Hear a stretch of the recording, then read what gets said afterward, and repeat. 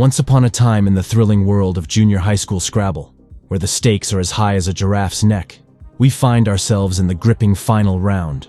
Lynn, our Scrabble prodigy, is facing off against the formidable Sarawis from the rival school, a name so exotic it sounds like a magical spell. Lynn's dad, Vit, and the school principal of a place so fancy it probably has golden toilet seats are in the audience, ready to witness the linguistic showdown. Oh, but wait. The principal, in a grand gesture, promises to admit Lynn to their illustrious institution with a scholarship that's so full it might burst at the seams, all if she manages to outspell Sorowis. The tension is palpable, folks. In a shocking turn of events, Sorowis, seemingly overwhelmed by the sheer brilliance of Lynn's word wizardry, decides to take a detour into the world of cheating. How original. He drops an eraser, and lo and behold, his trusty mentor retrieves it. But what's this? The eraser has magically transformed into a cheat sheet. Lynn, our keen-eyed detective, catches him in the act, but decides to keep it classy. She doesn't rat him out to the judges. Instead, she drops the bomb of justice with her final word: cheater. Game, set, match. The crowd goes wild and Lynn is showered with certificates of honor, which are probably as valuable as Monopoly money. Fast forward to the glamorous dinner at Chez Fancy, where Lynn's dad, Vit, pops the question, "Do you like your new school?" Lynn, with a smirk that could rival a Cheshire Cat's, starts boasting about the high-tech computers, air-conditioned rooms that feel like Antarctica, and a library that's probably more opulent than a Kardashian mansion. And oh, let's not forget the pièce de résistance, the music room with a grand piano for her lunchtime concerts. Because, junior high is all about lunchtime piano recitals. But wait, there's more drama. Lynn awkwardly mumbles about having friends while juggling invisible flaming torches. Cut to another day in this saga of middle school madness, where Lynn, the piano virtuoso, meets Grace, the aspiring singer with dreams bigger than an elephant in stilettos. Grace has a dream to star in the school play, but alas, a wicked rule emerges. To participate, you must have a GPA higher than a giraffe's jump. Grace, with her GPA lower than a snake's belly, despairs. Fear not, for Lynn, the academic superhero, dons her tutor cape and swoops in to save the day. Days of riveting study sessions follow, featuring Lynn and Grace in the library, tackling subjects more mysterious than the Bermuda Triangle. Enter Sofon, the math maestro, who tutors outside school hours.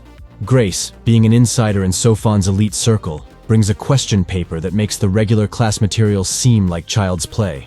Midterm exams arrive, and Lynn breezes through the initial questions. But hold on a second, these questions seem eerily familiar. Lynn puts on her detective hat again, and deduces that Sofon has been dishing out the same questions to his paying protégés. The solution? Lynn turns into a math maverick, scribbling answers on an eraser, playing footsie with justice, and kicking it over to Grace. Voila! Grace gets the answers, and Sofon's little secret is out. So, there's Grace, beaming with joy over her newfound academic success. But alas, the dark cloud of suspicion looms overhead as Sofon, the Sherlock Holmes of the school, sniffs out something fishy. He warns the girls about the consequences of cheating, sending shivers down their spines. Because Sofon is the guardian of academic integrity. Watch out, world. Enter Pat, Grace's boyfriend. The boyfriend of the year has more money than brain cells. Lynn and Grace find themselves in a posh restaurant, courtesy of Mr. Lazy and Loaded. Turns out Pat is the proud owner of a big fat wallet but a brain that's taking a permanent vacation. After a lavish dinner, he drops the bomb. He needs Lynn's genius to save him from flunking. And guess what? Daddy promises a sports car if he aces the test. Lynn, however, ain't about that cheating life. Sorry, Pat, but no amount of dollar bills can buy Lynn's academic soul. Back at the noodle-fueled home front, Lynn plays the responsible daughter. She tells Vit to watch his diet while she contemplates the mysteries of life in her room. Surprise, surprise, Vit is in hot water, drowning in a sea of borrowed money for Lynn's education. The principal's grand promises of a full scholarship have turned into budget cuts, leaving Lynn and some random guy to share the crumbs of financial relief. Lynn's ready to pack her bags and head back to her old school, but Vit's playing the optimism card, because apparently opportunity knocks louder in the land of financial struggles. The next day at school, Lynn notices a small child struggling to reach a balloon stuck on the ceiling. She tries to help, but can't reach it. Suddenly, a guy named Bank shows up and helps them out. The plot thickens as Lynn discovers the shared scholarship buddy is none other than Bank. Lynn, being the friendly neighborhood scholar, tries to extend the olive branch of friendship. But nope, Bank slams the door shut, labeling Lynn as the competitor. Ouch, Bank. Way to break Lynn's heart. Fast forward to Lynn standing outside Pat's palace, pondering the unthinkable. To pay off debts and keep the academic ship afloat, she agrees to help Pat and Grace cheat in the exam. But hold your judgment. Lynn's got conditions. 3/4 of the answers, so it's like cheating light. Pat, being the desperate soul he is, eagerly accepts the terms. Game on. Now picture this. It's the grand finale, the final exam of the first semester. Lynn, the undercover maestro, is on a mission to help Pat and Grace while keeping her own ship steady. Armed with an eraser and a questionable morale compass, she starts scribbling. But oh no, Sophon, the hawk-eyed guardian, is onto her. He takes the eraser and is shocked to read, "You're passing exam papers to students on it." He understands she knows his secret and tries to talk to her. But Lynn, the master of dramatic exits, hands over her answer sheet and struts out of the classroom like a boss. Sophon, caught in the act, tries to reason with her, but Lynn's having none of it.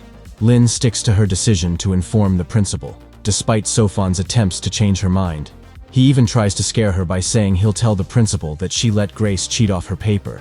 However, Lynn counters by mentioning that Grace's good grades are because of Sophon's tutoring. As she walks away, Sophon notices her hand in her pocket and asks if she's recording their conversation. When she takes out her phone, it turns out she's been on a call with the principal all along. Distressed, Sophon goes back to the classroom as the students leave. Little did Sophon know, Lynn was the puppet master of this whole charade. Grace and Pitt, the partners in crime, thank Lynn for orchestrating the perfect heist. Turns out, they'd planned the whole thing, and Sophon's tuition papers were their golden ticket. Lynn, the quick-witted genius, had marked the answers in record time and executed a flawless paper swap when Sophon wasn't looking. And what's this? Lynn, the mastermind, had changed Pitt's name on her phone to the principal. A genius move to keep Sophon in check without getting him kicked out. But hold on to your textbooks, because later that night, Pitt goes rogue. He spills the beans to the real principal, Sophon gets the boot, and Lynn is left scratching her head. Talk about an unexpected plot twist.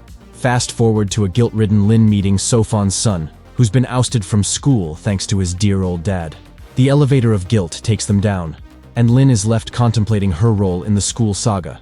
But fear not, because we're about to switch scenes to Bank's laundry shop, where his mom is on a first-name basis with every lottery ticket in town.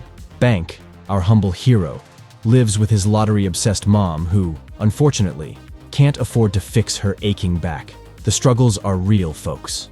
Back at school, Lynn and Bank, the dynamic duo with about as much chemistry as oil and water, are summoned by the principal. Surprise, surprise. They're roped into a TV quiz competition, where the stakes are higher than the Empire State Building. The principal sweetens the deal with the promise of a scholarship. And suddenly, Lynn and Bank are partners in quiz crime. On the reality show set, Lynn and Bank kick off the quiz with a bang. They're leading, they're slaying it, until, bam! Bank fumbles with a wrong answer. Lynn, the strategist, suggests they actually use their brains and discuss before blurting out random answers. In a nail-biting finale, Lynn pulls out the winning answer, securing her the grand prize. A full scholarship. The next day, they find themselves in the principal's lair, where Lynn is crowned the queen of the academic kingdom. Oh, the sweet taste of victory in the quirky world of high school mayhem. So, Lynn, the mastermind of schemes, generously advises Bank to try his luck with another scholarship. As she dismisses them with a wave, you can almost hear the sound of dreams deflating like a balloon at a kid's birthday party. Post-meeting, Lynn tries to be the comforting friend to Bank, but he's in full-on ignore mode. Later, we find him playing the hero, taking his lottery-obsessed mom to a government hospital. They wait for hours in the medical waiting room, probably longer than it takes a sloth to finish a marathon. And to top it off, Bank drops the bomb. No scholarship for him. But wait, his mom, the queen of hiding disappointment, assures him they'll get that cash before the next semester. Because, you know, hope is free, but healthcare isn't. Now, enter Pitt, the cheeky cheat master, summoning Lynn to the computer lab with a smirk that says, "I've got something up my sleeve." He wonders aloud if Lynn will still assist him in his academic deception now that she's rolling in that scholarship dough. Spoiler alert. Lynn's not falling for Pitt's attempts at humor. Pitt, the walking encyclopedia of school fees, gleefully informs Lynn about some mysterious extracurricular charges. Lynn, though skeptical, can't help but wonder if Pitt might be onto something. So she plays detective, rummaging through her dad's drawer like a raccoon in a trash can. Lo and behold, a maintenance fee receipt slaps her in the face like a wet noodle. Full scholarship? More like a full-blown illusion. Our fearless Lynn, not one to take things lying down, rings up Pitt for a rendezvous. Grace, Pitt, and his rich pals gather around, eager to enlist Lynn's cunning services. Lynn, like a mob boss calculating protection money, demands 30,000 baht from each willing participant. The catch? Pay Pitt, not her, to keep things hush-hush. Lynn's got this shady business all figured out. But passing answers on erasers seems too risky with many people around. Lynn comes up with another plan. She recalls there's a clock on the front wall visible to everyone. She suggests using the clock to cheat. Lynn explains that the minute hand on the clock will represent the question number, and since the questions are multiple choice with 4 options, the second hand on the clock will indicate the answer. For example, if the answer is A, she'll raise her hand when the second hand reaches 1, and so on. The exam lasts 2 hours, with a total of 60 questions, meaning Lynn will complete her own test in the first hour and spend the second hour helping others. Midway through the exam, enter Bank, the unintentional comedy relief. Unable to concentrate because of Lynn's Broadway-worthy performance, suddenly, he drops a piece of paper on the floor. The teacher, sensing foul play, grabs the evidence, expecting a cheat sheet. Plot twist, it's just Bank's laundry customer list. Then she tells him to empty his pockets, but a tired Bank accidentally throws up on his paper. Everyone in the class laughs at him as he hurries to the washroom. In the evening, Lynn visits Bank at his home and tells him that she doesn't need the scholarship anymore, so she's returning it to him.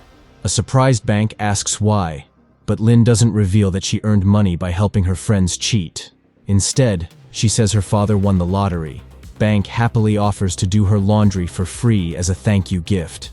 He then joins her on the bus ride home, and the episode concludes with him expressing a desire to be friends with Lynn.